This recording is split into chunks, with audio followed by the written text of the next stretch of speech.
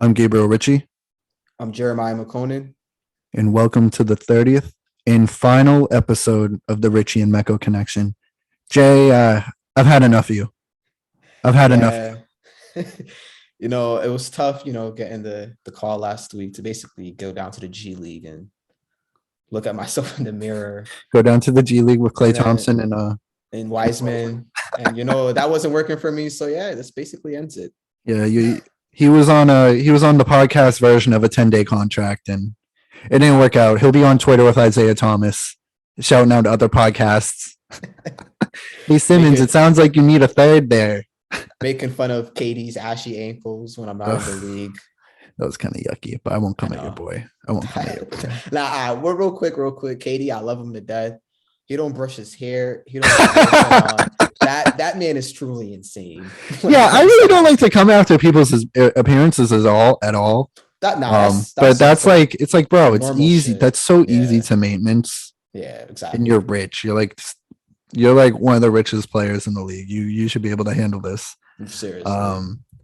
But yeah, we have a stacked show for you guys today. I hope everybody had a great Thanksgiving. Jay, how was your Thanksgiving?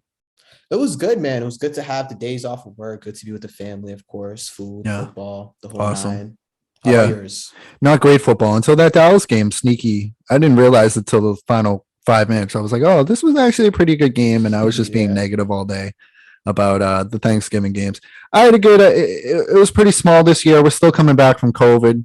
Thanksgiving's getting a little bigger every year. We're coming back to normal. Hopefully next year is even bigger. But I love my favorite part of Thanksgiving. I love the food, but I love seeing the family too. It was great. It was great Thanksgiving weekend. Got to go to the Bruins game with my cousin Dave, my uncle Dave, cousin Mary. That was fun. Nice. I'm happy to be back. I'm happy. You had a nice little 2-week hiatus from the pod.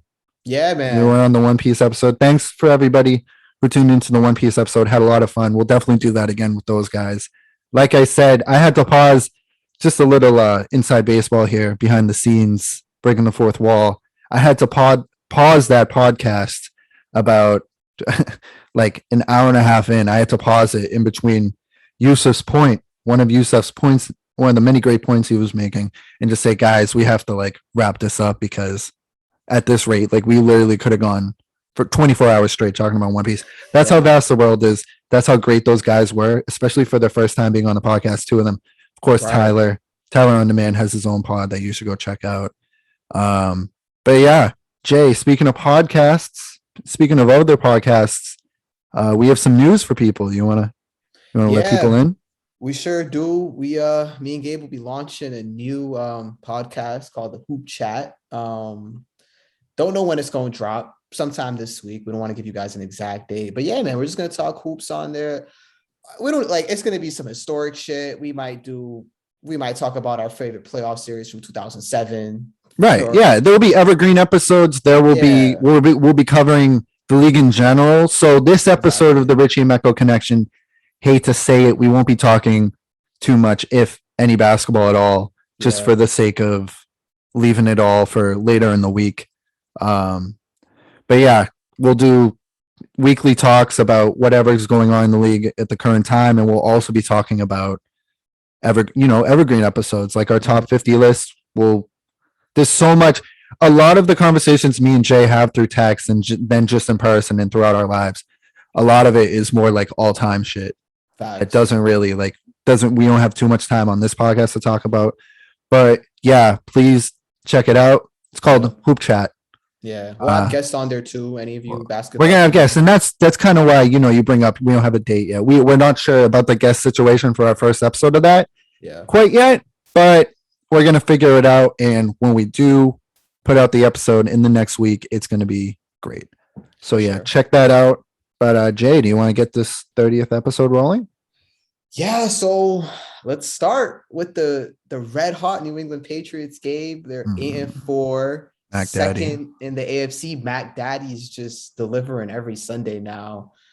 Defense is lights out. Belichick is doing his little half smiles on the sideline. Yeah, there's a lot of shit to talk about. It's so great. It's so much to talk about. Yeah. I don't know. I guess we could start with this Sunday, and we can just kind of unravel. Because all right. So before we really get into it, when it comes to football, me and Gabe, we follow the Pats, we follow the Bucs, we're following Brady. We're not as locked in as like a fucking Warren Sharp or someone. There's probably only No, sir. who even No, knows who sir. that is. Yeah. So, but we do follow the Pats closely. We do follow the Bucs closely because, of course, because it's Brady. So, Yeah. And we when it watch comes as much to as we that, can. right? We're still up and comers, you know. We don't have the money to watch every game at once. We don't have 10 Yeah. TVs on the wall. Right. So we watch what we can on Sunday. Mhm. Sometimes life gets in the way, sometimes whatever gets in the way. Right. But I feel like we're pretty locked in when it comes to our two football teams. Which, Exactly. if you asked me if you told me 10 years ago, I'd be one of those people who have two teams. I'd be Mhm. kind of sick. Of course, my heart is still going to be with the Bucs until Brady retires. Like I'm not. I can forgive and forget, but Yeah. I'm still a Brady guy. I'm sorry. Yeah. Not. It's only Of right. course, we still are super hyped on the Pats right now. Yeah.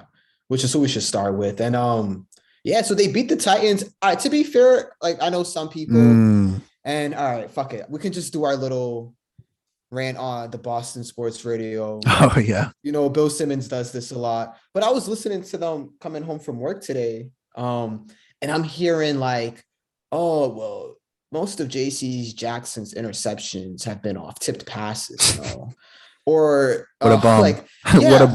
right. What a bum. And they're like using that as fuel to kind of argue because I guess he has a contract coming up or he's going to be a free agent or whatever. Yeah. And they're like using that. And Simmons mentioned on one of the shows, on one of his past podcasts, that the Boston sports radio is always negative. And it's something I never really paid attention to. It's like they hate athletes, bro.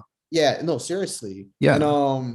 And it kind of came to my attention today when listening to their, I think it was Felger and Matt. Oh, you were listening today? See, I probably listened to 10 minutes of Boston radio in an entire year. Yeah. So what were you hearing? Yeah, so basically it was like JC Jackson's interceptions are a lot of off-tipped passes, which is just ridiculous already to even start any segment saying that. Then it was Mac Jones. He really has like some of this is true. Like they were mentioning how he has the luxury of a really good defense and that's good for a rookie QB or whatever, which is true. But just the tone in which they're talking is sort of like, taking credit away from Mac Jones almost. At least that's how I felt. And I just want to say like, yo, man, we have a good Patriots team. Let's enjoy this shit. We don't have to nitpick at the small little things. I mean, first of all, us drafting Mac Jones where we have him, that's already a miracle in its own way. Then we started off 2-4, 6 straight wins. Like that's another fucking miracle. Like, yo, can we just enjoy the fact that we actually have a good football team and it might be legit? Right. Yeah, and look at the team last year. Look at Cam Newton in Carolina right now, and be thankful that it's not the same situation as last year. Be thankful that Mac fell so far in the draft, and you and I, we went over on the Pats over under at the beginning of the year. But then, a few games into the season, it's looking like they aren't even going to get to 8 wins in the entire season. Now they have 8 wins. Now they're rolling. I'd go as far as to say they're the hottest team in the NFL right now, and they could hang with anybody in the league right now. Of course, there's some matchups, and you can say their competition hasn't been that great, but they're beating the guys who are in front of them, and they're not playing absolute slouches. Like Tennessee, say what you want, they were missing Henry, they were missing AJ Brown, and they were missing Julio Jones, but still, Mike Vrabel really has had the Patriots number in the past. He knows what he's doing, and they played a really good. The Patriots had to win that game in the second half. The game was not as wide as the game wasn't as out of hand as the scoreboard says, the final score says. Like Tennessee was hanging around. It was a really like well played football game on both sides for quite some time. And then the Patriots kind of took over. I felt like there was a lot of open receivers on the Patriots, and I'm not dissing Mac at all. Like Mac is by far the best. Mac is by far the rookie of the year, and that could be a part of the Patriots. That could go to McDaniels and Belichick drawing up these plays, but these guys were wide open for 10, 12 yards, and they were just chopping them up and down the fields. Belichick coach of the year? Definitely. I mean, who else would be in contention? Let's think. I'm trying to think. AFC, like I guess Vrabel, since Tennessee's Vrabel. all the injuries. That's impressive. Vrabel, that's impressive. If Miami keeps this up, Miami's come surging back. Don't be surprised if Flores gets it. Miami on a 4-game win streak, which is kind of crazy. Let me see what the Colts. The Colts, like before yesterday, like weren't they wicked hot? Yeah, they were just as hot as the Pats, I think. Yeah, so like Frank Reich, who knows what happens this year. But mine by far right now it's Belichick. It's like, you don't want to give it to Belichick because obviously, you want to give it to somebody new, but he deserves it. That coach of the year thing. So you know how when people argue, like Russillo would bring this up sometimes when they go over the MVP and it's like, oh, LeBron should have gotten it, or why does Russell Wilson not have a first place vote? But then you go by like the case each year and you actually realize, oh, he actually the right person won MVP or whatever. Yeah. With Belichick, man? No, it's not like that. Case. I know. He really could be it. Not every year. I won't go as far as every like John Harbaugh has had some great years and I don't like the guy personally. Like, I feel like he's kind of a crybaby, but like he's had some great coaching years. I'm not gonna say Belichick deserves it every single year. Of course, we've had our issues with them. We have a lot of issues with Belichick, the GM, but 90% of the time he's the best coach, and he coaches the best season every time. Obviously, he's always been the best coach in the NFL, but 90% of the time he's thrown his fastball, and deserves it. And this year more than ever, because masterpiece for him right now. I love Mac Jones, I really do. I don't think it's just the Patriots system. Look at them last year, and I know there was injuries and whatnot last year and COVID and everything, but that's as far as you can get with a Cam Newton. If Cam Newton was on the Pats this year, they would not be able to roll on offense like they have been. And the proof is in the pudding. If you've seen his past few starts with Carolina, Mac Jones is crazy. Mac Jones has been cooking. He's like definitely offensive rookie of the year. We sound like homers right now. Mac Jones, offensive rookie of the year. Belichick, coach of the year. But Pats Super Bowl champs. All that being said, in testament to Belichick and Josh McDaniels, who had got shit on this podcast early in the year. Right. You put Mac Jones in the Jets system, you put him in the Jaguars system, whatever, that he's not getting off to this hot start that he has. Yeah. And I'm kind of glad you brought up Cam, because now that I'm thinking about it, man, the fact that they were even to win the amount of games they did last year with him and even get close to the playoffs is just all the more impressive, because, I mean, the proof is in the pudding now with Cam. It's kind of like 5 for 26 or some nut shit. It's almost like the reverse, like the worst take ever. And I'm sorry if I'm dissing anybody, but he won 11 games with Matt Castle. Matt Castle was a Pro Bowler the next year in Kansas City and won even more games, or just as many under Todd Haley in Kansas City the year after. So you're gonna tell me Todd Haley's a better coach than he was just good at that point in time. Yeah. It's like you said, it's impressive that they won 7 games with Cam Newton last year, but you're never going to get Cam so loved that they're not going to get the same. Belichick's not going to get love for anything last year, Yeah. Because Cam, in a lot of people's eyes, and Russillo always talks about that MVP year was an outlier in his career. He's a mediocre quarterback besides that.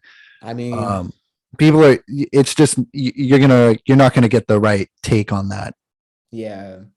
Yeah, Russillo might have been a little harsh, because I think even a couple years after, Cam was pretty good, but always owned the Patriots.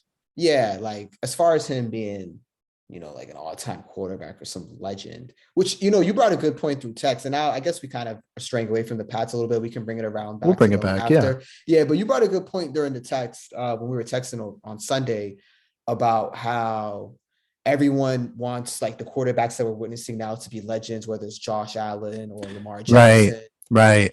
Even guys like who in the game last night. And we still have to see how long their career goes. But dudes like Herbert, Burrow, people are like, oh, these young legends. And it's like, slow down, man. Yeah.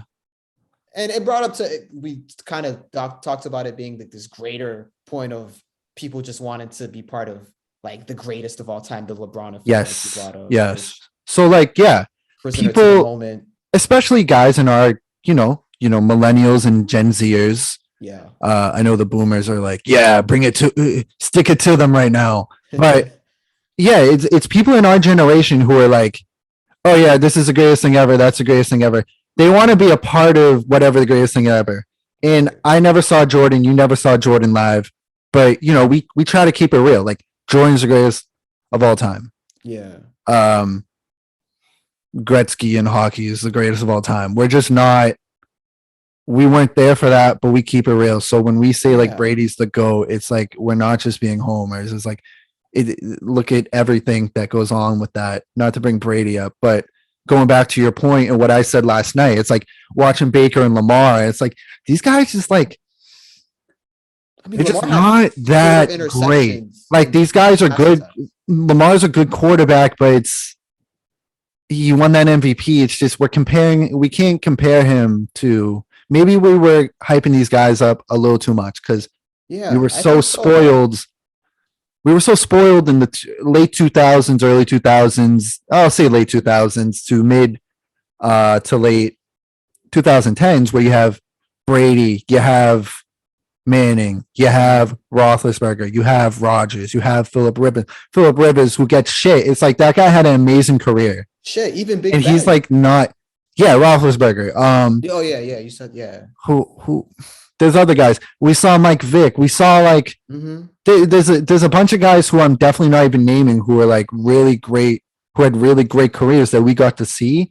Right. So like we kind of just assume it's like that now, where it's like, all right, at worst Lamar or Baker, at worst Baker's gonna have Philip Rivers' career or something. It's like no, probably at best, and probably not even that far.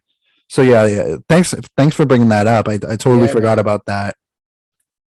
Yeah, and now that I'm thinking about it, I feel as if, and who knows, because like we mentioned before, we're not football experts, but it does seem like now, since the offenses are so advanced and these quarterbacks are putting up these crazy numbers, that people are misconstruing that with like, these quarterbacks are so elite. Because you even saw like towards the tail end of like a Big Ben's career, and even now Brady's career, they're putting up the same numbers that these young guys are putting up. Yeah. And they were doing something similar 15 years ago. So it was just a different game, Right. Like if you put Herbert or Lamar Jackson or Baker Mayfield in 2008, I don't think they're throwing for 35, 40 touchdown passes like some of the greats that we witnessed were.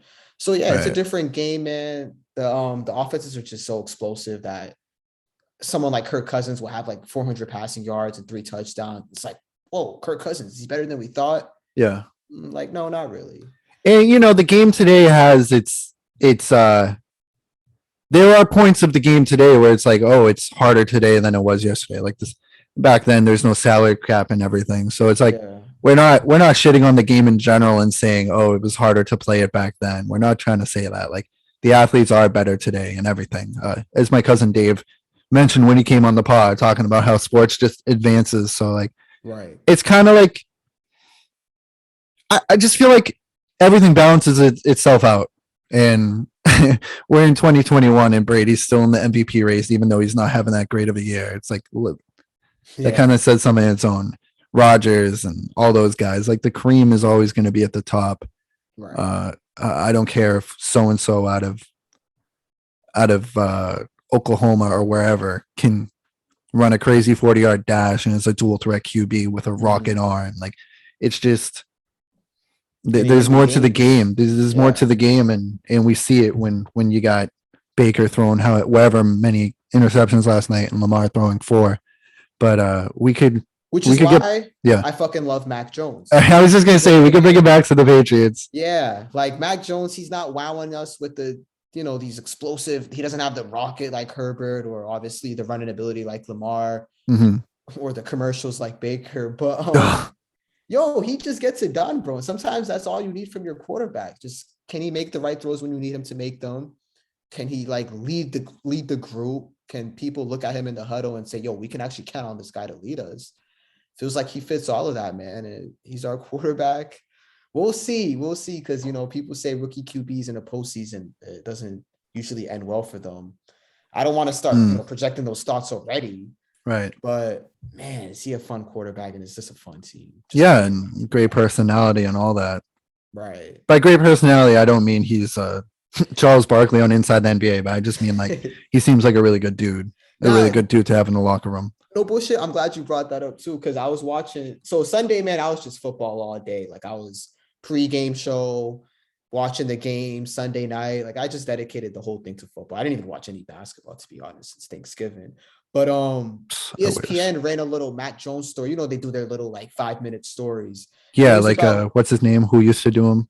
He was on Rosillo recently. the outside the lines guy or Fuck. whatever. Is that Fuck. what? Yeah, I know who you're talking What was about. his name? Get Kyle to He was check just that. on Rosillo. Let's get IT on that.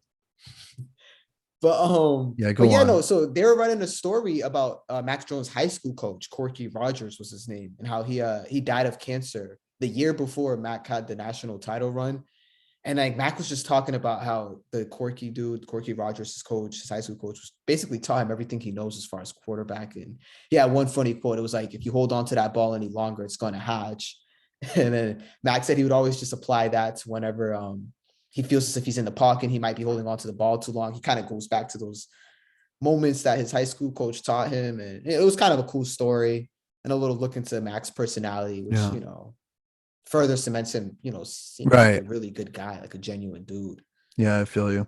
And So Tom I fuck with Rinaldi him. was the guy who came to mind. Tom Rinaldi, okay. Yeah, So yeah, good win against the Titans, man. great win. And probably playing the best football out of anybody in the league right now.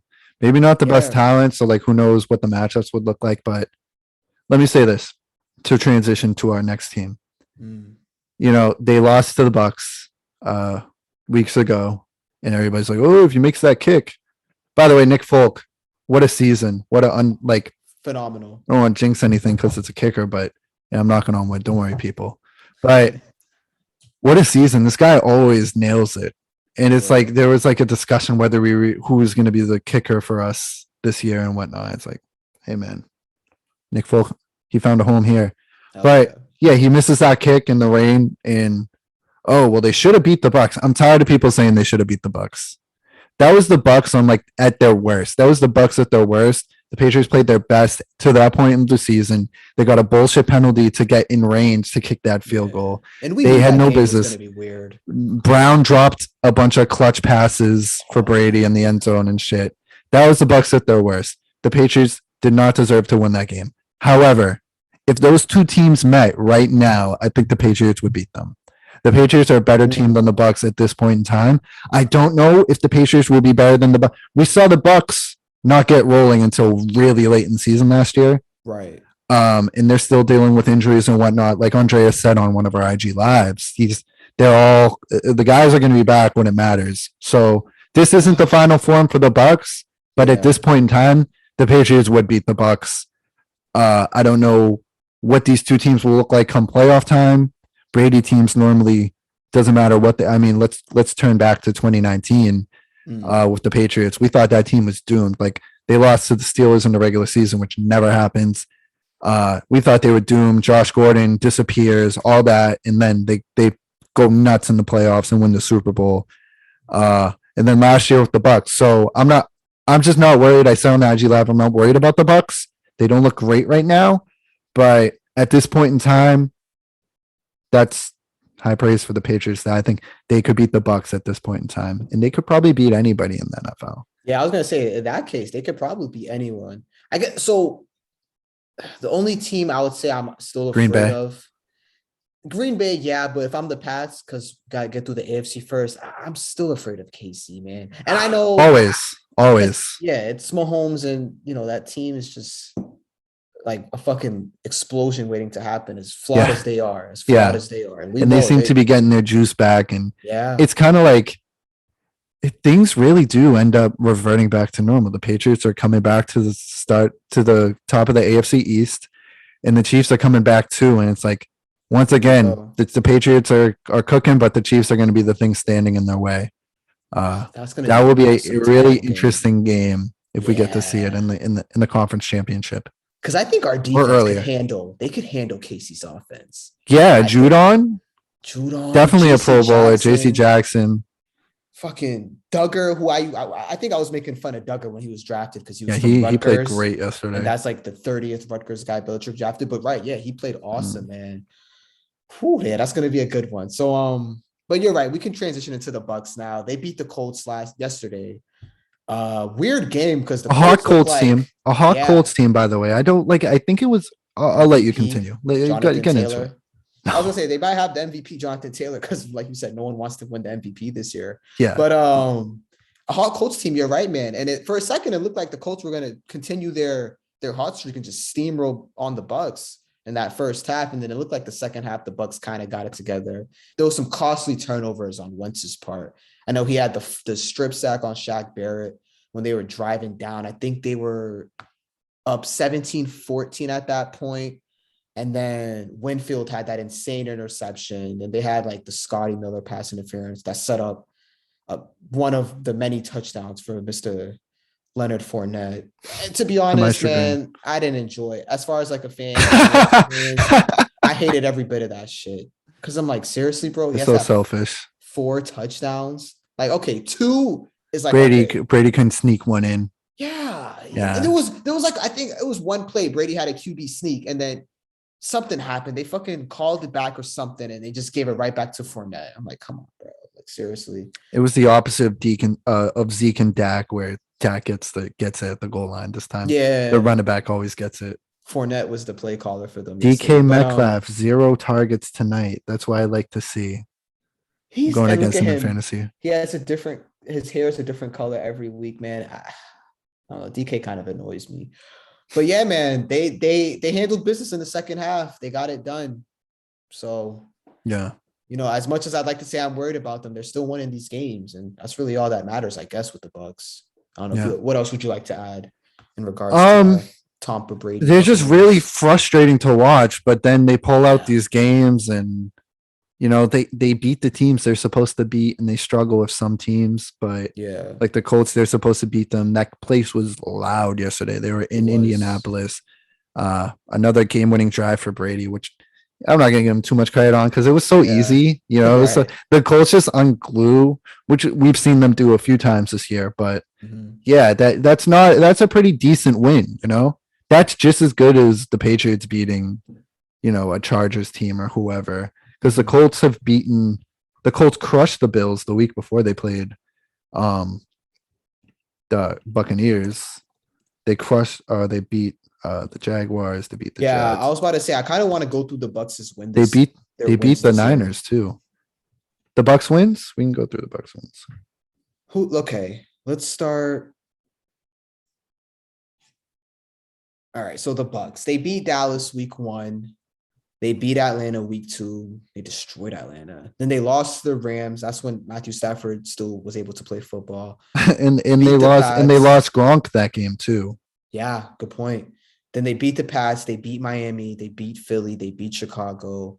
Lost to New Orleans. That's when it got out. This is when it after the Chicago game. This team has been a different team altogether. Exactly. That's what I was gonna get to, man. And that's why, they beat Indy last night.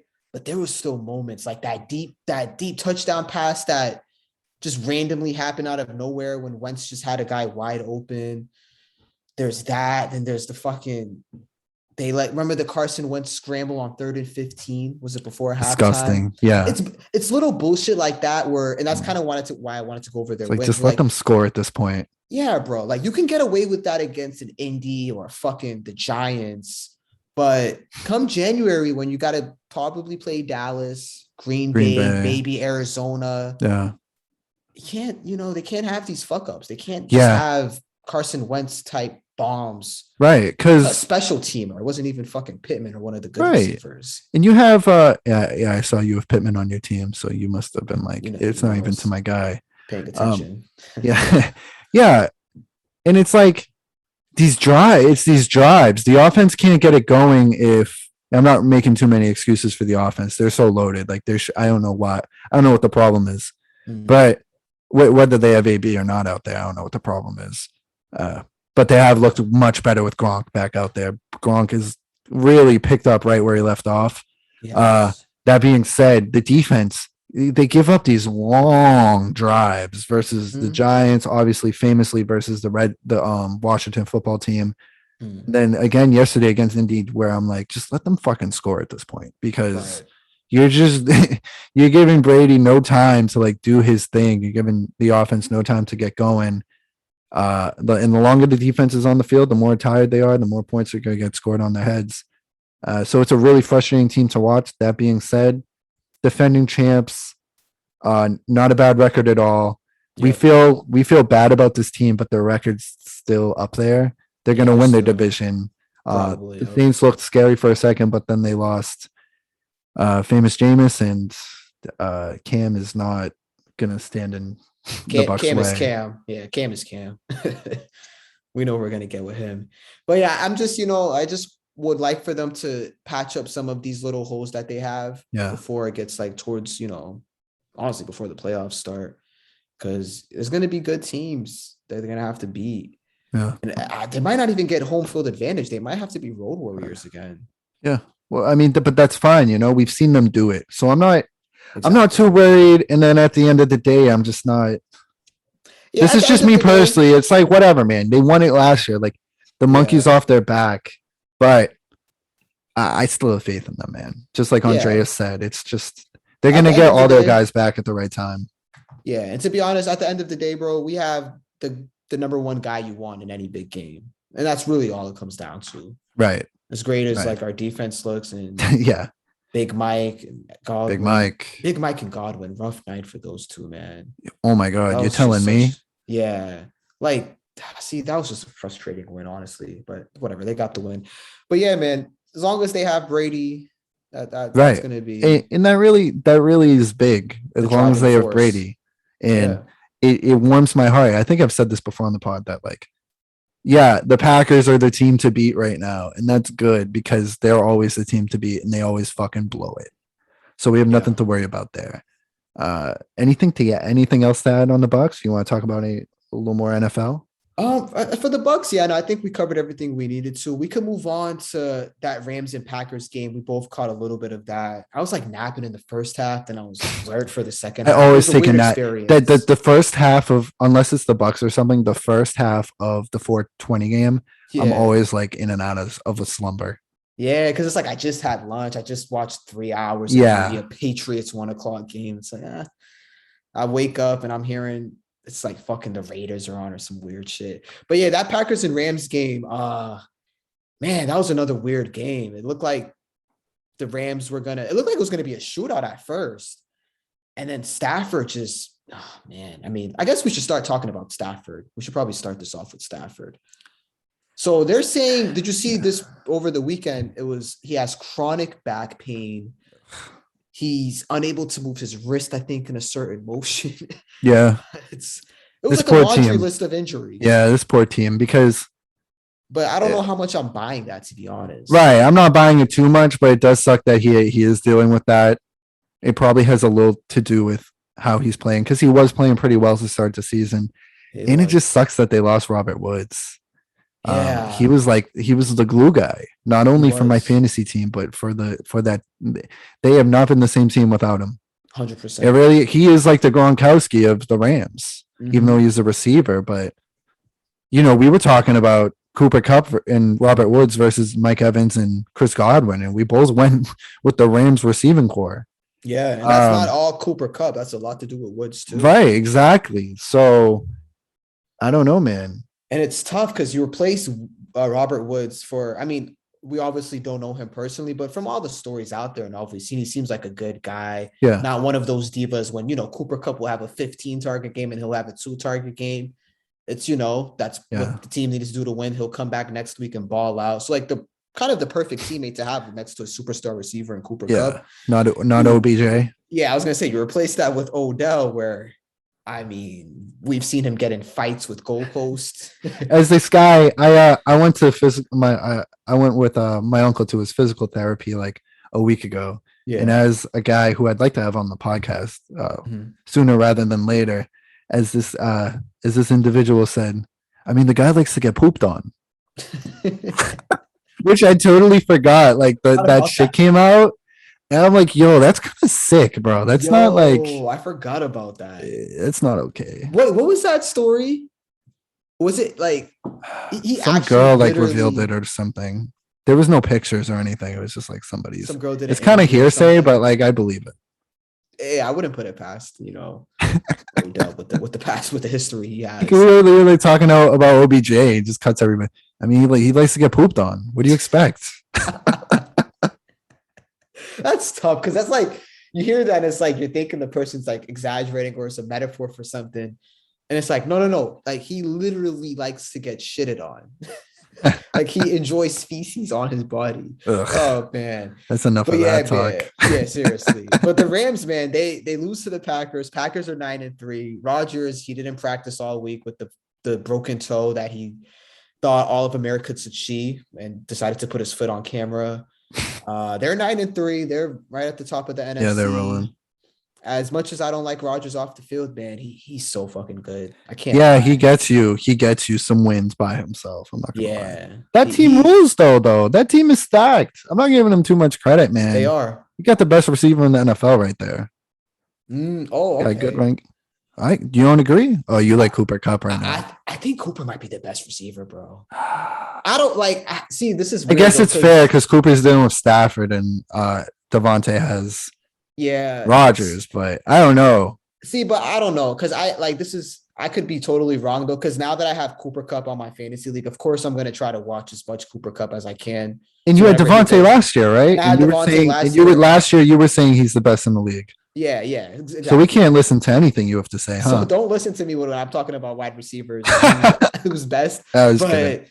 Cooper Kupp is so good, bro. It's tough. It's a coin flip. I think him, Devontae, and Tyreek for a different reason, just because he's like a force of nature. Yeah, he's a force, right?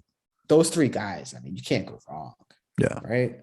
Yeah. Say those three. D-Hop. Is D-Hop on this list? No. I mean, that guy's so inconsistent. D-Hop, like Jaylen Brown, like the dude's always hurt with something or whatever. And I remember Andreas, who like really knows his shit. I remember him being like, yeah, but the guy, he's not that dude after the catch. What everybody else we just mentioned is. Yeah. It's a good point. Yeah, man. I don't know. We'll see. I'm looking at the NFC standings right now. So we have Arizona, it's the 1 seed.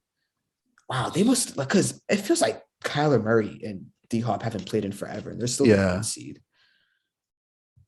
That's probably another coach of the year candidate, Cliff Kingsbury. Sure. I guess because they're 9. I heard. I don't know if you heard Simmons today, but like he's thinking about going to college. Like he's going back to coach college at Oklahoma. Kingsbury? Yeah.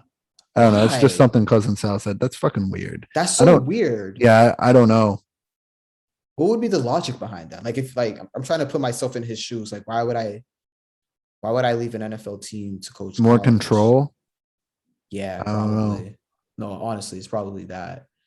But yeah, Zona's 1, Packers 2, Green Bay. Zona 1, Packers 2, Tampa 3. Yeah. Dallas 4. The Rams are 5th at 7-4. 49ers are somehow in the playoff picture. Yeah, they're moving, man. That's why I said, like, the Bucs, that's a good win. That Colts team just beat that 49ers team, who are also hot. Yeah. So that's a good win. Right. So and then Vikings, that's the last team. Right. Who are, you can't trust them. No way. But yeah. Yeah, man. It's going to be an the picture interesting. Right now. I feel like we still don't know anything about the season. It's been a weird season. That's what I feel like we say that every year, but we really don't know anything yet. I feel like we know the Patriots are good. Yeah. We know the Patriots are good. We know the Chiefs are uber talented. We know the Bucs are uber talented. We know the Packers are good and have talent. And everyone else is like everybody else is like I'm not sure. I don't know about the Bills anymore. I don't either. And we're gonna learn a lot this Monday when we play them. But yeah, the Bills, Baltimore, who's the fucking 1 seed. Anybody in that division, I have no idea what's going on. Week to week, North, right? You never know. Are the Bengals gonna beat the 1972 Dolphins, or are they gonna lose? Are they gonna lose to the Lions? Like, you don't know with that team. For real. And then Pittsburgh, you don't know when Big Ben is gonna have his last stone. His arm just falls off his socket. You never. Yeah. Baker. Enough said. Right. Right. Yeah, man. That division's weird, and who knows, man. The AFC South is a joke, so who knows? The fucking Dolphins are on a 4-game winning streak. Dolphins are on a 4-game winning streak. Sense. It's just weird, man. It's hard to talk about. Beaten? The Raiders are good one week and they're terrible the next. Like they lose to so and so, and then they beat the Cowboys. We just don't know anything yet. No, you're right, bro. fucking kind of why we haven't talked too much football on the pod lately. I was about to say there's not much to say. I don't want to bullshit people and like pretend we know what we're looking at here. Everything's still a work in progress. Yeah, no, we really hope when you guys tune in for our football stuff, it's more so because you just like hearing me and Gabe's voice, and you feel like it's just a conversation with your two friends. Yeah, because like, yeah, you I mean, you just went through it all. We don't know who the fuck is good. Since he's winning 1 week against the best team in the league, they're losing next week to Detroit. Vegas, 1 week it's half their team is in prison. The next week they're fucking beating Dallas in Dallas on Thanksgiving. It's like, bro. None of this shit makes sense except like the few storylines that you mentioned, Pats being good, Chiefs being talented. Yeah. But I will say as far as like guys who want to do a football podcast, that makes it hard. But as a fan, just watching football now, just sitting back on a Sunday, throwing on Red Zone, it's so fucking entertaining that we just have the 1 seed in a wire-to-wire. Yeah. Fucking. Yeah, you don't know who's going to win a lot of these games. It's interesting. I mean, Seattle 3-7. Who the fuck would expect that? Yeah, and it looks like they're working on becoming 3-8 right now versus the football team. Wow, yeah, 9-17 against Heinicke, aka the next GOAT. Real quick to cap off this football conversation. Yeah. In the spirit of Thanksgiving, as we go towards Christmas. A question went out on like social media. What do you like better, NFL Thanksgiving or NBA Christmas? And it's like, it's NBA Christmas by a country mile. Like, let's not, Jay. Yeah. It looks like you're in thought there. I'm like, I don't know what NBA Christmas. They give you the they give you NBA Finals rematches. They give you the best games they can give you on Christmas Day. NFL gives you, you're getting a shitty. They know when they make the schedule. They knew every year. They knew when they made the schedule that Detroit, Chicago was going to be 2 shitty teams. Facts. And they lucked out with the Raiders and Cowboys. We didn't think either of those teams, the Raiders won that game and they're kind of mediocre right now. We didn't know the Cowboys were going to be this good when the season started.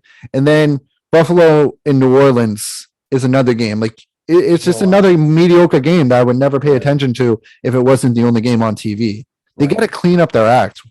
Yeah. So NFL Thanksgiving. No, you're right. I was gonna say, like, as far as the games, you're 100% right. The NBA games, it's the defending champs versus whoever they played in the finals. It's a rematch finals. It's Bucs, Nets. They always put the best competitive games too. Like the games, 90% of the time, the games are very close.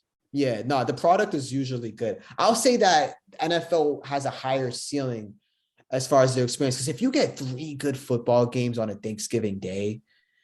When has that happened? That's the thing, though. Yeah, that's you're not getting. It's the Lions to kick off your Thanksgiving. You're net automatic. That's definitely at least in my lifetime. Like I don't remember. Like oh my god, just maybe with Megatron at one point, but it was like one time they played the Pats, I think, and it was like oh shit, the Pats. I like these aren't memorable games. I kind of know what you're talking about. Yeah. The butt fumble. That was a shitty game. That was a blowout game. Like these are. You're right. It's not. They got to figure it out. They got to start putting. You got to just be like Patriots, Chiefs, Thanksgiving Day. Because that's going to be a good game, no matter what. Super Bowl rematch will be on Thanksgiving Day or some shit like that. Like, figure it out, Goodell. There goes. Yeah, or like at least give us like a division rival. Like those games are usually good. Like Vegas and Dallas, what the fuck? Carr versus Press, so random. Right. Like they lucked out with that game. They sure did.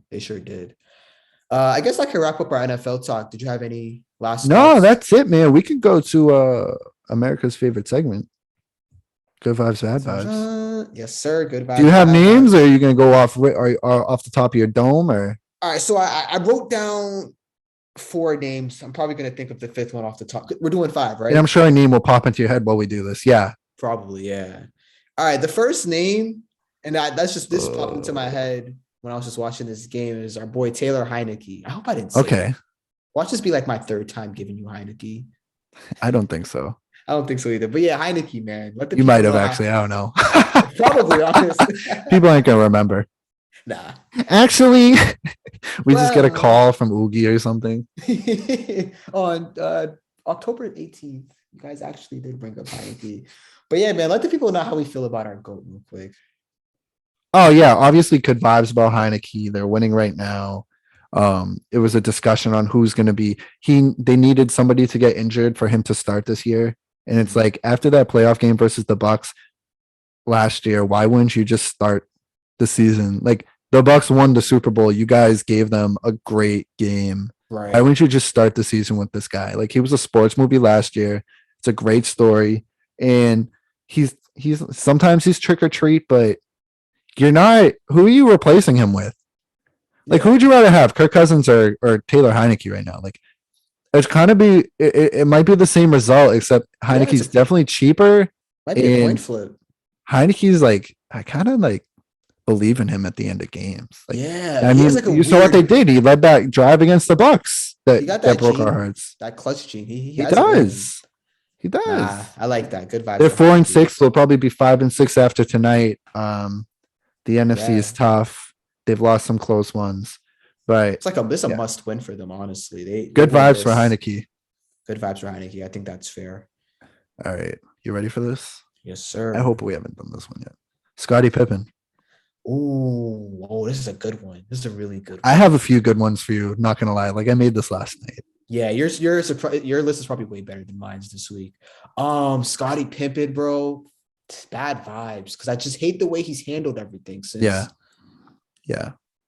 I guess it started since The Last Dance came out. Maybe I'm wrong. Maybe We he was talked doing about shit him. before. He was in the title of one of our episodes in the first season. I remember. We ripped him up last year. He's killing his legacy. He continues to do it. He's I such an don't get insecure it, man. bro. Yeah, it has to be insecurity because, like, dude, you were one of the 50 greatest players of all time. You have 6 rings. Oh, you think maybe though? See, this is something that only Scotty could. I don't know, because when you're playing alongside the GOAT like Michael Jordan, and we know Michael isn't the nicest guy or the most welcoming guy, or probably the best teammate, but he's gonna make sure you fucking win. You think Yeah. if you're like that second really talented, not as great, obviously, guy like Scotty, you think part of that shit just drove him crazy, bro?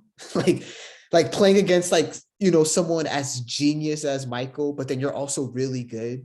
Yeah, Could I that have mean, fucked with his mental, bro? Because I don't know. I I'm just just think, throwing a theory look, out there. I have him like 26 all time, or he's in like the top 30 at least. Yeah. I don't think if he doesn't have those championships with Jordan, Mhm. which he would not have won on his own, Jordan's gonna win. I don't give a fuck. Jordan is gonna win eventually, with or without Scottie Pippen. Scottie Yeah. Pippen wasn't winning shit without Jordan. That goes for everybody else in the 90s when Jordan was Yes. in his bag. Yeah. So like if Scottie Pippen isn't with Jordan, his legacy, I'm sure he thinks like I would have been like top 10 all time if I just wasn't his sidekick. Right. Nah, bro, you probably would have been in the 40s along with Exactly. Patrick Ewing and whoever. Like you gotta relax, dude. I think the Jordan thing really has fucked with his head. That, and then I guess him not getting paid the amount of money. Yeah. But come on, bro. That's not your teammates' fault. Yeah, right? Like look at Dennis Schroeder. Like you can't you're well off nonetheless, bro. You're not financially unstable right now. Exactly. It's more money than most of us will see in our entire lives. Like stop complaining. And I hate to get too personal with Scotty here, but I know his wife isn't he doesn't have the greatest foundation as far as a missus. I mean, isn't she yeah, it's like that goes Future right. Malik Beasley. Yeah, it's like, bro, you're not doesn't seem like you're a great judge of character either. Exactly. So Scotty, man, bad vibes. Bad vibes. He's like the typical old guy on the lawn, just complaining about everything. But part of me thinks it's some might be some deeper shit going on with him. Could be. But yeah, bad vibes, Scotty, unfortunately. All right, who do I have for you? What got for me? Oh, okay. I think you're gonna like this one. Kendrick Perkins. I've always kind of been a Kendrick Perkins defender. Okay. Not with his sports takes, but as a player, people Kendrick Perkins sucks. I'm like, bro, he was sorry, give me a second here. He fucking did his thing back in the day. He was a defensive anchor. Of course, I hated that he would he would get the ball in the paint and then have to dribble once before he went up instead of just going up. He Yeah. probably could have scored 10 more points a game if he just did that. Right. But yeah, I like Kendrick Perkins. I like seeing him on the Celtics broadcast. I think he's kind of funny. His Twitter's fucking corny where like he'll just make some awful take and he thinks, oh, they won't be able to argue this take if I just finish it with carry the hell on. Like Yeah. Damian Lillard is the best player in the NBA. Carry the hell on. And it's like, bro, It's no, like, wait, that's not how this works. Yeah, he thinks like we're gonna start. Oh, okay. You know, now that he said carry the hell Yeah. on, I actually have to carry on, and he might be right. Perkins really showed me, but I like him. He's kind of goofy. Yeah. I think he kind of had an underrated NBA career. He wasn't flashy or anything. The back half of his career was after he left the Celtics was very, very, very ugly. OKC Perk. Right. Some of the younger fans might just remember that, but I remember him being fairly vital to the Boston Celtics success in the late 2000s. So good vibes for Perk. Yeah, I mean, hey, we have Perk in Game 7. Exactly. Probably a different outcome. Thanks for bringing that up. No, yeah. My catchphrase. Right. It's my catchphrase. Yeah, Perkins and if we had KG in 09 and Perkins in 2010, they're repeating. Yeah, no question. 100%. No question. Yeah, so he deserves the love for sure. Yeah. Good vibes for Big Perk. All right. You ready for this one? This is a little curveball. Okay. The season of winter. How do you feel about winter? Good vibes or bad vibes? Bro, I hate winter, bro. Terrible vibes. I hate waking up in the morning, man. The worst thing, one of the worst things in the world is waking up. Yeah, it's waking up on like a December morning.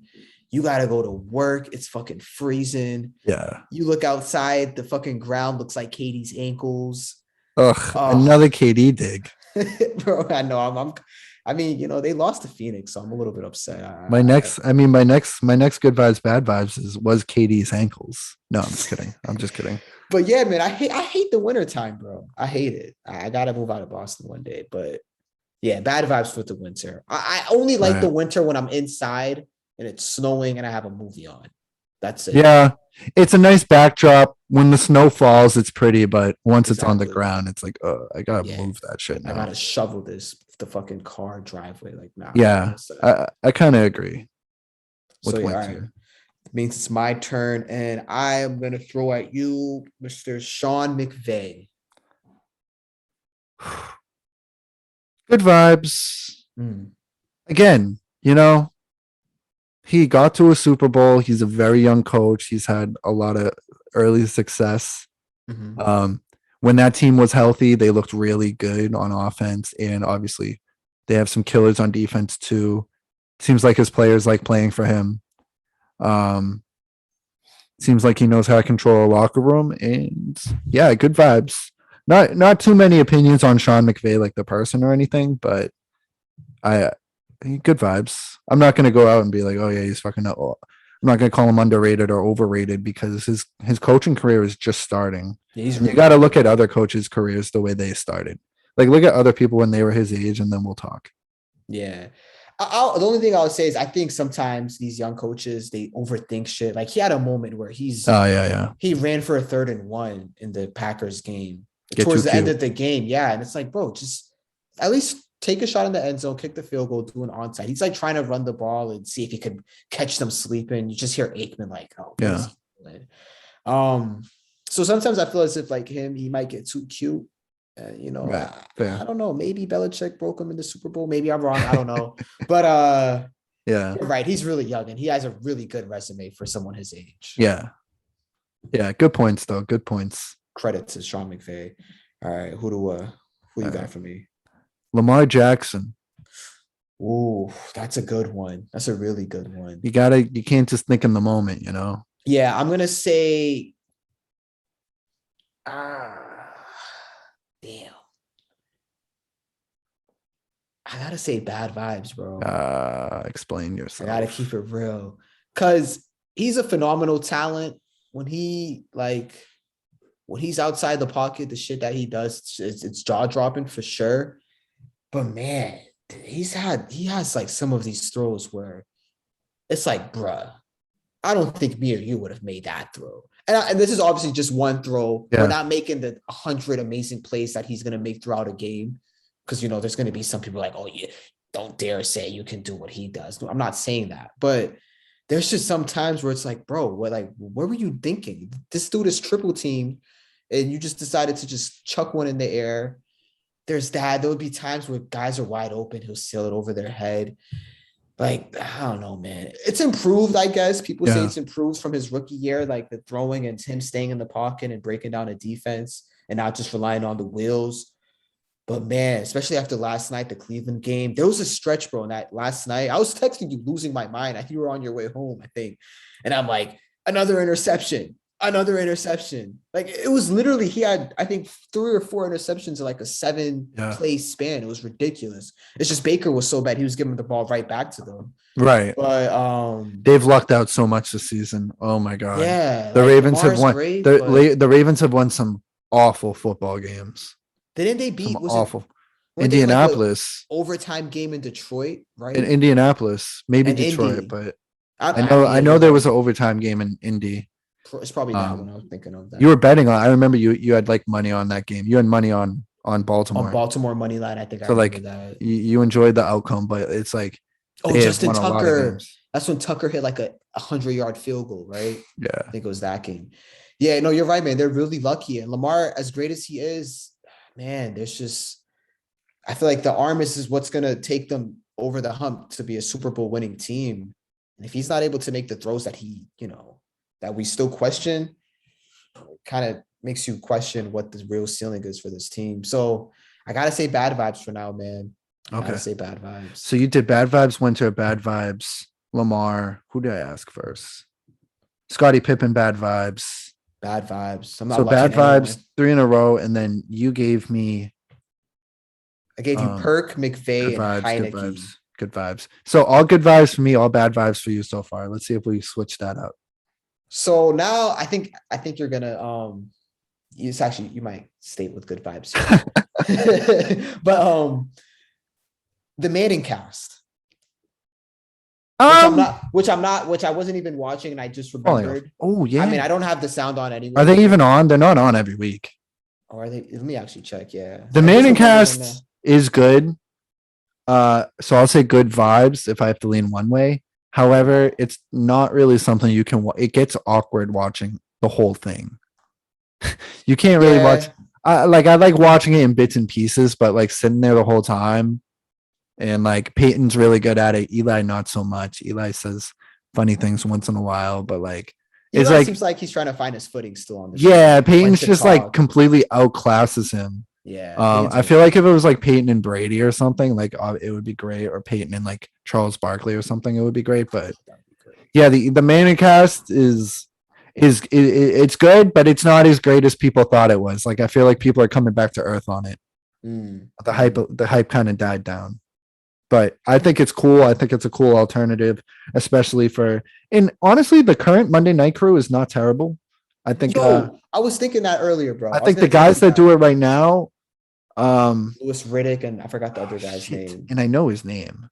Because he did Sports Center, right? Yeah, he did Sports Center forever. The fuck, Steve Levy. Yeah. So yeah, Steve Levy, like these, I've always liked him, and they're so much better than like Tessitore and Booger McFarlane. And John Gruden, who is like probably my all-time, and I don't care. And this has nothing to do with like what just happened with him. All-time worst commentator I've ever dealt with in any sport, honestly. Seriously. You can have whoever in any sport. Like John Gruden's the worst guy I've ever had to listen to. And Tessitore wasn't great either. Personally, I gotta throw Richard Jefferson up there. Personally, but you're right. Gruden's pretty bad. Personally, is right because a lot of people like Richard Jefferson, but it's sometimes he is a little overbearing. You're right, man. No, but you're right though. This Monday Night Crew that they got going on, they're solid, bro. They get it done. Yeah. I was gonna say the Manning casting is cool because it really does seem like, oh, look at Antonio Gibson. Of course, I bench him. Fucking weirdo. They're killing the Seahawks. It's crazy that I feel like they've dominated. I feel so. We're watching Washington football team, Seattle Seahawks, 17-9 in Washington with like 5 minutes to go in the game. Mm-hmm. Washington has the ball. I feel like they've controlled this entire game. Have been killing Seattle, and Seattle's still only down 8.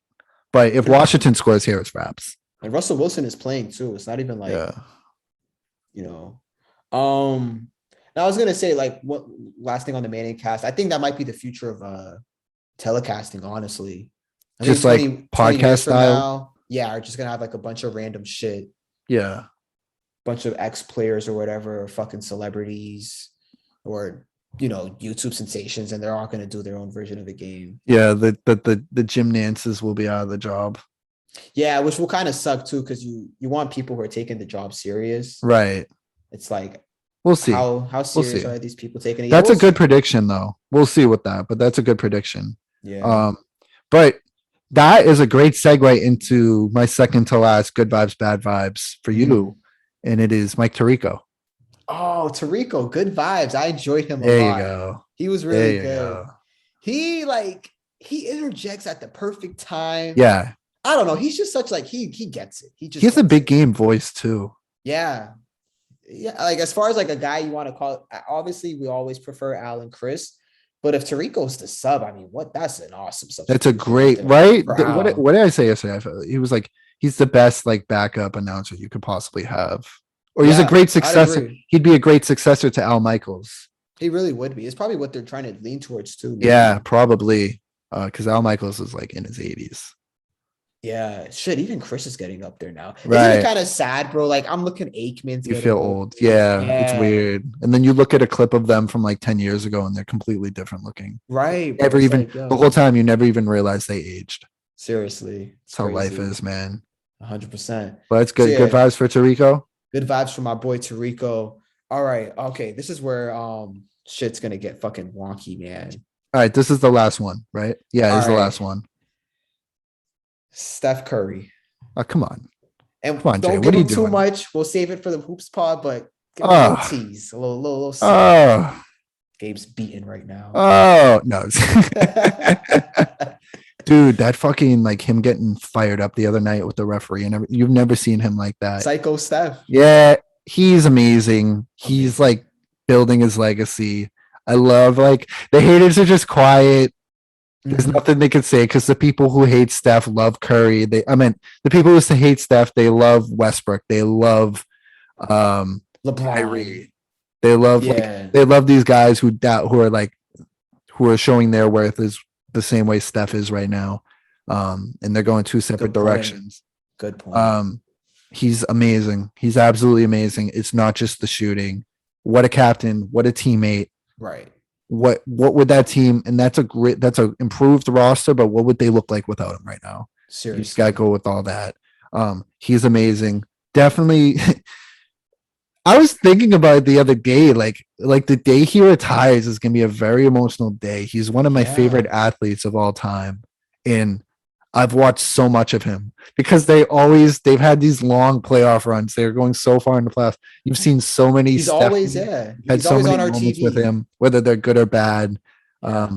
Seems like a great guy, great teammate, amazing vibes for Steph. I love that.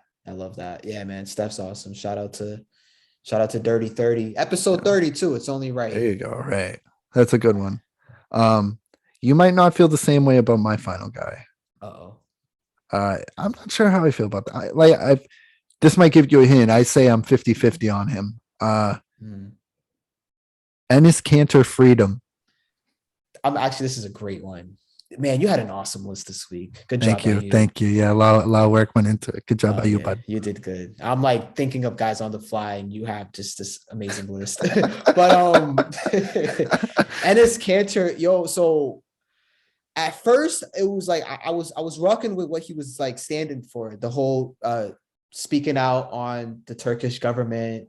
And I don't know too much about it, but it does seem like they're pretty like I don't even know if that's a real word, but it seems like dictatorial or whatever the word would be. They're a dictatorship. Yeah, it seems like it's not like real lack of freedom there. Yeah, humanitarian, positivity going on over there in Turkey. And I'm glad he spoke up against that, and he's like considered like a threat to the government, which took balls. Balls, bro. Left his family. He really can't leave the country without turning his head. Other Turkish players won't even speak to him on the NBA court. So it's like, Go on. No, you're right. That part took balls, and really do respect that.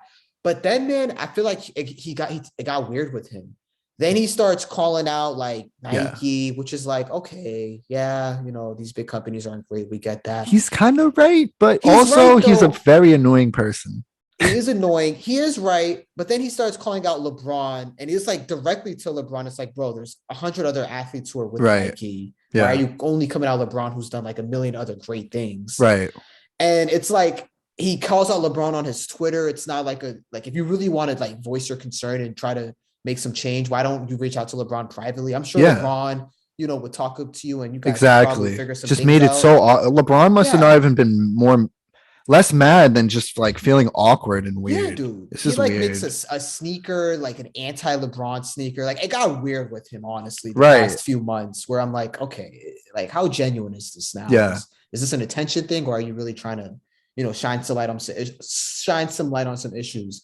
I know he recently changed his name to Enes Kanter Freedom, which I just think is fucking corny. You don't like it? You're not going to buy a Freedom jersey? Yeah, I'm not going to. I saw someone was like, what if everyone just changes their name to whatever they had in the bubble? They had the social reform statements. Oh, yeah. Everyone just starts changing their name to that. But like, I don't know, man. I think it got weird with him the last few months and what he's been trying to, promote or whatever, talk about.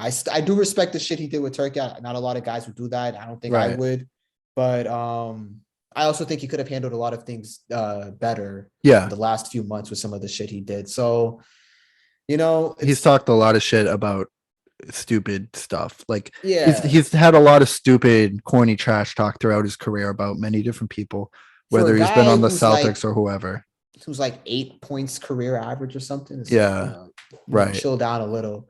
So to be honest, the LeBron thing and the whole Nike thing really threw me off with him to the point where I gotta say bad vibes now, unfortunately. Okay. All right. Boy, Ennis. All right. Yeah. Fair. That's your opinion. Me personally, I can lean one way or the other with him, but that's the spirit of good vibes, bad vibes. And that was another good edition of it. This was a fun one. Yeah. I like this. Is there anything you want to talk about before we get to the main event of this podcast? Yeah. No, man, I think that's it. We covered sports. Looks like someone's getting carted off on the Washington. Yeah, he's been on the ground for a while. I think it's a leg injury. It's McKissick. Is that McKissick? That's sucks. Momo's boy. Oh, good. But no. Good. Best wishes to McKissick, the human being. But yeah, I don't feel bad for Momo. Speedy recovery, JD. The villain. Momo, the ultimate heel of Momo fantasy. is such a heel in fantasy. Yeah, he loves it too. I'm sure he lives for it. He embraces that shit. Yeah, man, we could wrap up our sports talk. This is a nice little football talk. Nice little good vibe. Heinicke ends the game there with that clutch throw. Heinicke's about to put Seattle out there. They're going to be 3-8. Isn't that crazy? I know. Pete Carroll, Russell Wilson. Yeah, he missed some games, but those two, 3-8. Right. Yeah, with some solid weapons. Right. Yeah. Just like they're so fun. They're kind of like the Celtics of I think I've said this before, but they are kind of like the Celtics of. Oh, you never told me that one before. That's a good one. I might have said it last year in the pod. Maybe not. But yeah. Maybe I'm forgetting, but that's a good one. They are. Yeah, I like that. They are like the Celtics. Let's jump into our main event game. All right. So lead us in.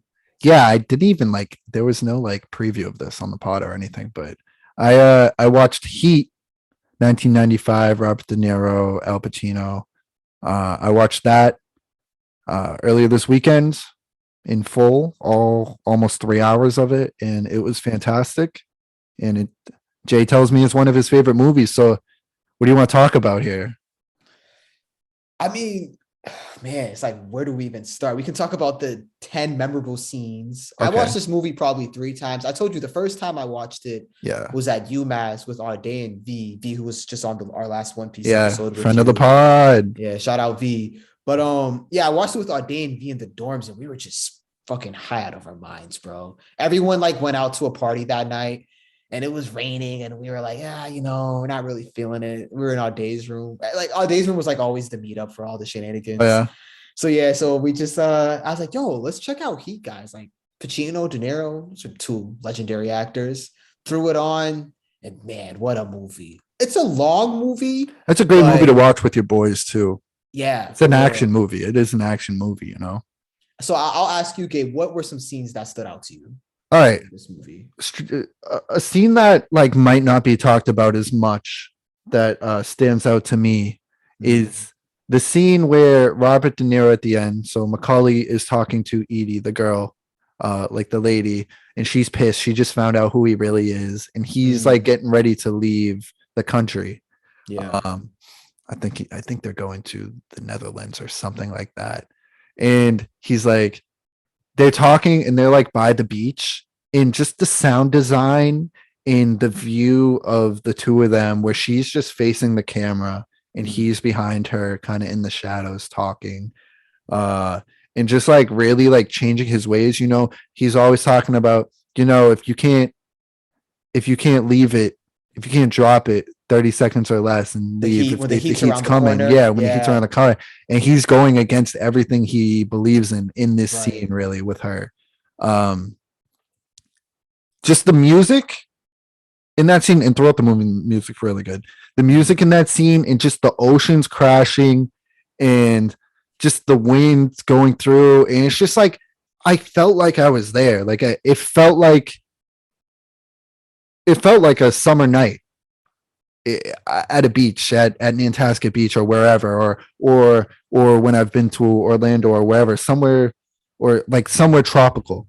Yeah. It really like I've never few times in my life I've been put into a director has painted the picture the way that was done for me. So that scene was great. Also the last scene where he leaves her at the end, where she's waiting in the car and he just killed Wayne Grow, and he's In coming the out and hotel. he's just like staring at her and he can't say nothing because Yeah. she can't be connected to him really because Pacino's coming after him. Him running away, that was great. That scene with him and Pacino and the app when they were like, And right, the basically the following the scene you're talking about at the yeah. The chase, that the shootout really at the end. fucking awesome. Yeah, just who's gonna kill who. I went into this completely spoiler free. Like I had no idea what was gonna happen. That's great. Yeah, that scene was crazy. I remember that scene because, like you said, it was like who's gonna get who. Right. I remember because Pacino, I think the plane took off, and the light of the plane gave off De Niro's shadow. Yeah. Pacino sees it and looks at De Niro. So okay, for the people, and they close in on his face. Yeah, he like closes in and then he just starts firing away. Eventually kills him. For the people who are like, wait, what the fuck is this movie even about? All right, spoiler warning. Yeah, so, literally. Yeah, real quick. It's basically like, so De Niro's basically it's like the bad guy. He's like a master thief. Like they do heist. They heist like pro level thieves. Yeah, they rob like big time banks. They rob like if you've seen the town, right? It's kind of like they rob like the armory trucks that are carrying all that. Yeah, all that good stuff. Big scores. That's what they're stealing. Big scores, and like they're like a ragtag. I'm not gonna say ragtag team. They're like three of them are like real professionals when it comes to doing it. Yeah. Then there's fucking Wayne Grow, that nut that they let in. Yeah, they bring in I think my uncle said this. Like they bring in an outsider, and that's where it all goes wrong. He's horrible. Wayne Grow is just a horrible guy too. Which is so satisfying. Again, spoiler warning. He tells that prostitute, he's like, I'm the Grim Reaper. Dude, and at the end of the movie, he faces the real Grim Reaper at the end of the movie when De Niro pulls up in his room. That was pretty lit. That was satisfying watching him De Niro just doesn't shoot him in the head. He puts a few bullets in his chest so that like he lives with the pain for a second. Feels that shit. Yeah, and then he takes him out. Awesome. De Niro, I love Al Pacino. I really do. Yeah. In this movie, I feel like De Niro outshined him. I feel like Al Pacino was sort of. He was great. Pacino was great too. He always is, but like he was sort of just Al Pacino in the 90s. Where, and this isn't a hot take, like people have said this before. De Niro, I feel like this was his best role. This is the best De Niro movie I've seen. Like this is the best character I've seen from De Niro. And he's been in The Godfather Part 2. He's been in Goodfellas. He's been in The Irishman. He's been in all these movies. Right. This was definitely up there. It's probably in my top 10 movies now.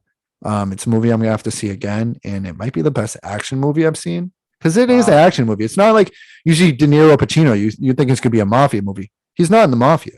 No mafia whatsoever. Yeah. It's like that scene, speaking of action, probably the peak of it was that bank robbery scene. Yeah. He was That which was moving all that. nuts. Yeah, that was nuts. Man, the movie's just so beautiful because it's these two Me, the guys. action is the juice. The action is the juice. Yeah. Man, it's just such a beautiful movie though, because it's these two guys.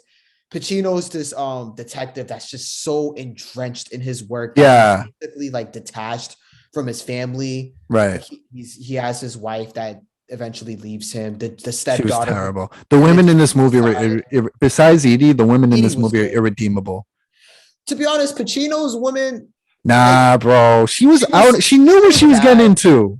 Yeah, you're right. She was bad, but Pacino, he was a fucking sicko, bro. How? He He really never was cheated on her. bad. Nothing. He was out saving the worlds or saving the Yeah, but streets. women want us to be home at the end of the day. She just divorced him before you start cheating on him and getting with this guy in his own home and all that. Yeah, it's stupid. And then the blonde woman, Val Kilmer's wife, who when De Niro's like, does she have anything on the side, or do you have anything on the side? And he's like completely loyal to her, and he's like, for me, the sun rises and sets with her. He says some shit like that. Yeah, and he's like completely loyal to her, and then you find out, she's getting it on with this other guy.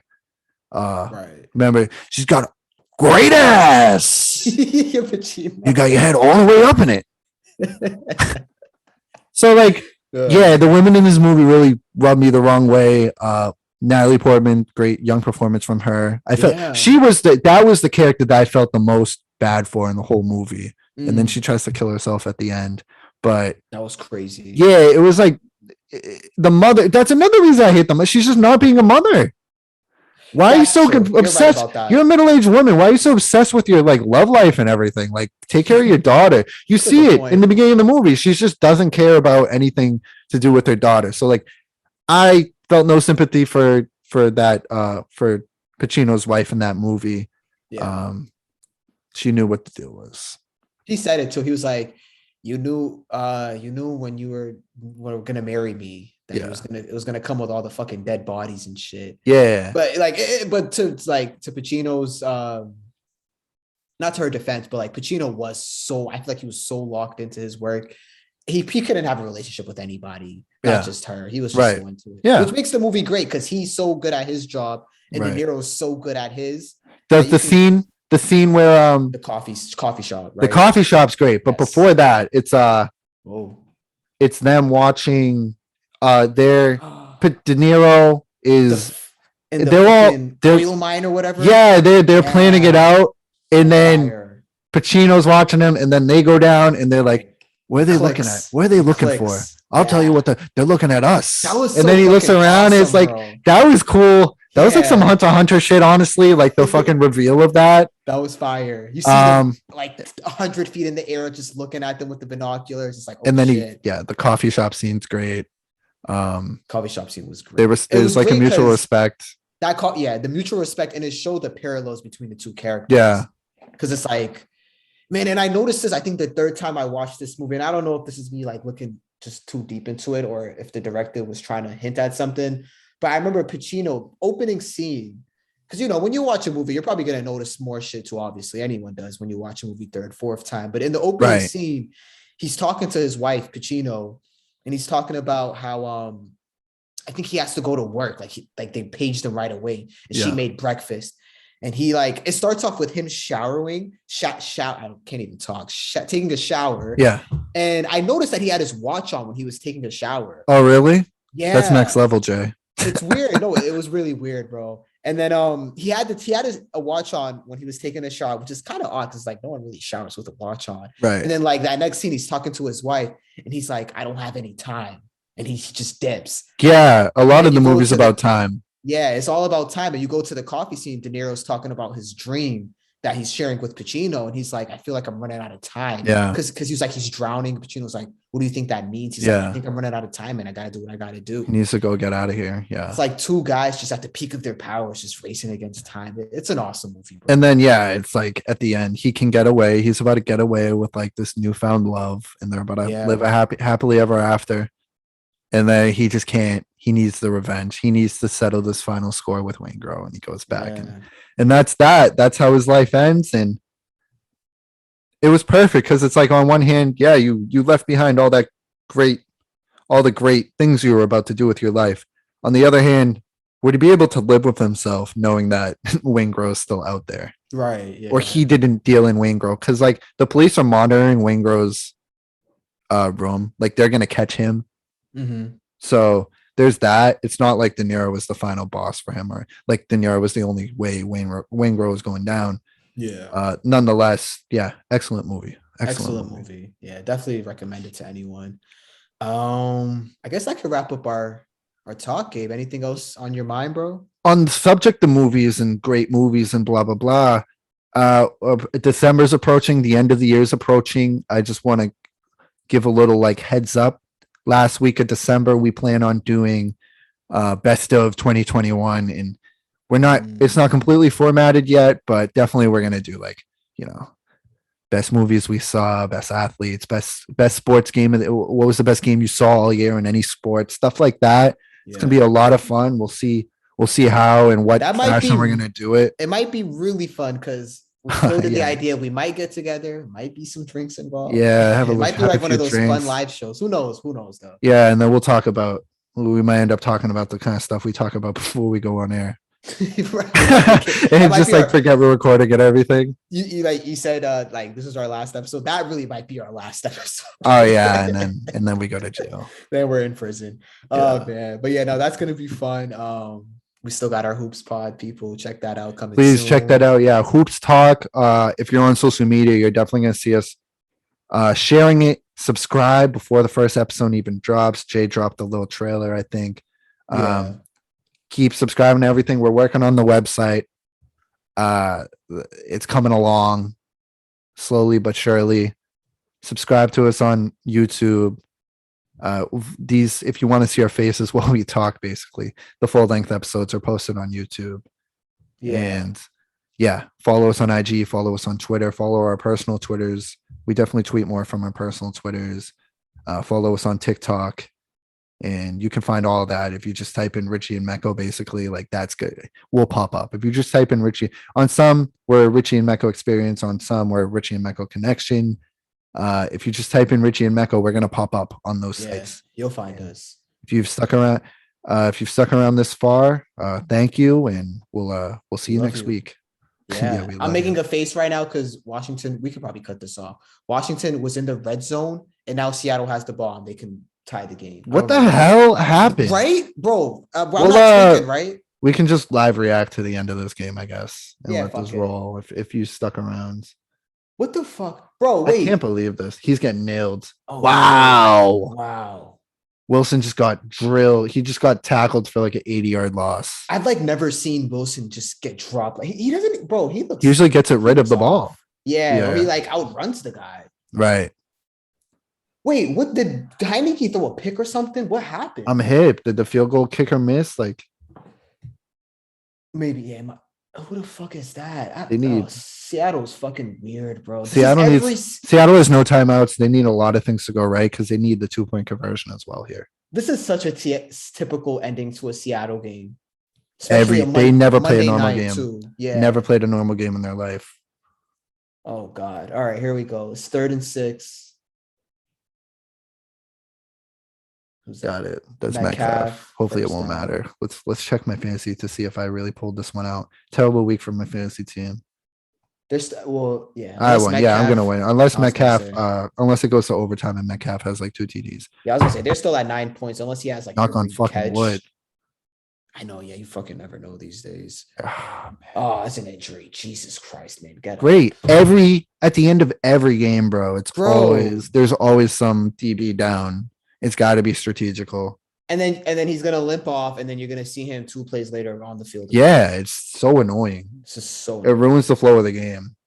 I know guys get hurt. I know it's a contact sport, but it's never because of contacts. Right. It's like, oh, you just so happen to get injured right now on the last drive. Man, we've seen this movie 100 times. I know. Wilson's about to fucking throw a bomb to Metcalf and win it. Oh, that's Landon Collins, former New York Giant, Matt's boy. All right, here we go. Here comes Russell Wilson. He's wearing his no sleeve jersey to show off his arms because he's so cool. The cold doesn't phase him. Remember that shit he did? Was it a few weeks ago before the Sunday night game? Where he It's like- was practicing without Yeah, a ball. fucking weirdo. Yeah, he's weird. All right, here we go.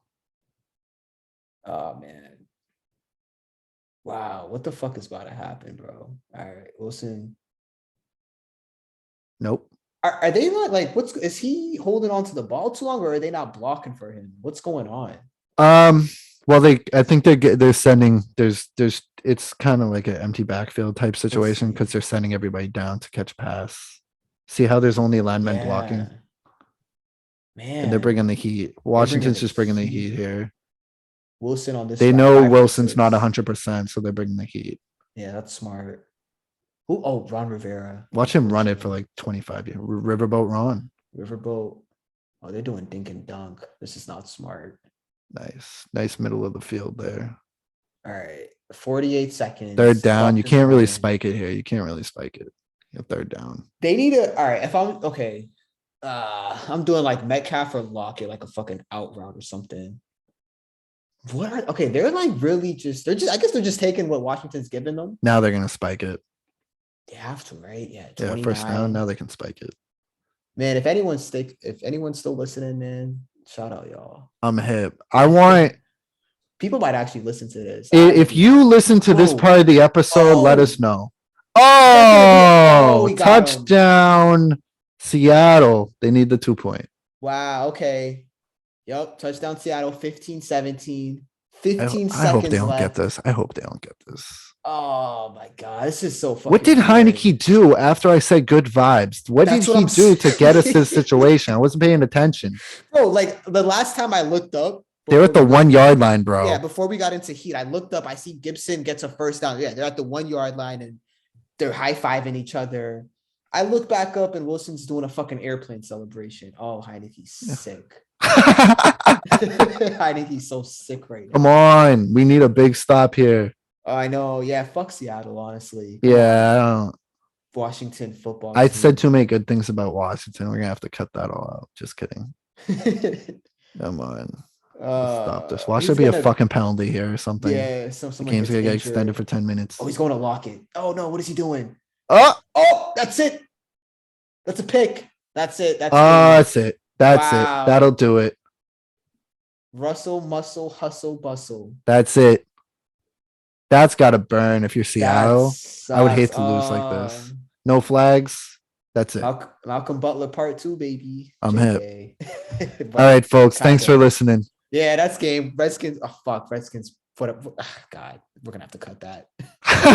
We'll just end it on your